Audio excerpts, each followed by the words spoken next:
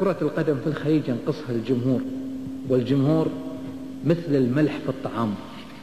سنة 1982 في المملكة العربية السعودية فاز فريق نادي الاتحاد بجدة ببطولة الدوري المشترك في المملكة لذلك العام بعد غياب دام أكثر من 20 عام. وعندما وصلت الطائرة المقلة للفريق السعودي وهو فريق الاتحاد إلى مطار الملك عبد العزيز في جدة في شهر مارس عام 1982 أو فبراير عام 1982 بعد فوز الفريق على فريق نادي الشباب بالرياض بهدف 1-0 وتتويجه بطلا للدوري المشترك في ذلك العام، تصادفت أن يوجد أكثر من فنان مصري ترانزيت جاي من الشارقة على جدة في طريقهم إلى مصر. وعندما شاهدوا الزحف الجماهيري الجبار الذي جاء ليزف عميد الأندية السعودية وأكثرها شعبية في منطقة جدة خلنا نقول أو نحدد، قال الجمهور بالنص أو قال أحد الممثلين المصريين المشهورين: ما هذا الذي يحدث؟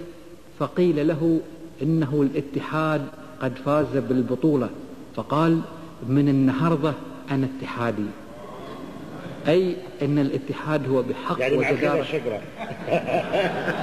عميد الأندية السعودية. إذا نادي كبير على سبيل المثال، أنا أضربك كمثل كالاتحاد يستطيع أن يطبق نظام الاحتراف لأنه يملك قاعدة جماهيرية جبارة. أيضا هناك مثل سعودي يقول: إذا كانت الأندية السعودية من فضة فإن الهلال من ذهب. هذا النادي استطاع أن تموله شركة لشراء لبن وحليب أطلق عليه لبن وحليب الهلال بمبلغ ومقدار 8 مليون ريال. مثل هذا النادي يستطيع أن يطبق نظام الاحتراف، ولكن هل كل أندية الخليج تستطيع أن تعمل ذلك؟